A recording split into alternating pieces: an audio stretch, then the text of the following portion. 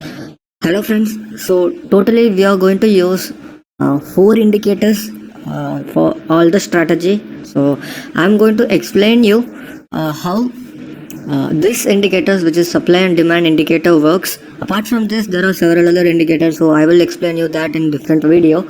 So for example, supply and demand, we have three zones. Okay, A1 zones, A2 zones, and A3 zones. B4 and B5, it is still on, I'm working on it. Probably when if it's ready, I'll let you know. If it is really good, I'm backtesting it, and once it is ready, I will let you know. Okay, so far we have A1 zones, A2 zones, and A3 zones. So A1 zones, it is very simple.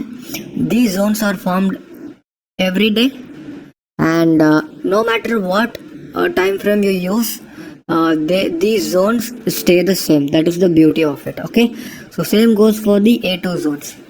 So these zones will be formed every week, and A3 zones will be formed every month. Okay, so basically these are very powerful zones. So this script, I have been using it from right 2018, and this is the best indicator that I have ever developed.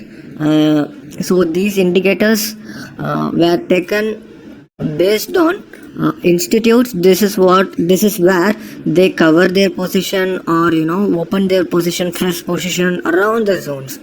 Okay, and these are not laggy indicators. What do I mean by laggy? So for example, if you take moving averages, what happens is the candlestick pattern moves first. What I mean is that this candlesticks, right? This price action happens first, and then the moving average moves. What I mean by is that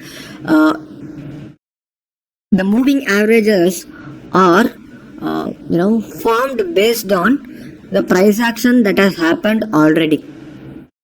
Okay, not because the moving average has gone up, the stock is going up. It is because the stock is going up, the moving average is also adjusting it. Okay, that is why we called as lagging indicator. But what is the difference between this and the moving average? It's very simple. Stock move towards, I'll show you. Stock move towards the zone and then take rejection. Do you get it? These are leading indicators. It really predicts you. It really indicates you that something can happen. Okay. This is not the only indicator we are going to dependent on. And also, do not only be dependent on the indicator. Price action is the key, because 75% for my all the trades.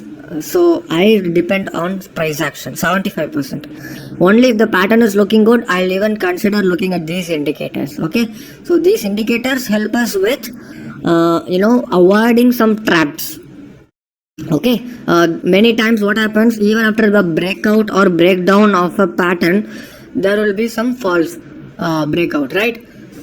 So with the help of these indicators, it will help us to avoid those fake breakouts. So what does it mean? The strategy is price action, and indicator comes next. Okay, so apart from this, we also have many other indicators, like two or exactly three indicators apart from this. So totally four. I will explain you later in this. Okay, so that will be all for this video. So in the next video, I will be explaining you the intraday strategies. So I just thought that I will give you an explanation about these indicators. Okay, I mean the supply and demand indicators. Okay, thank you so much.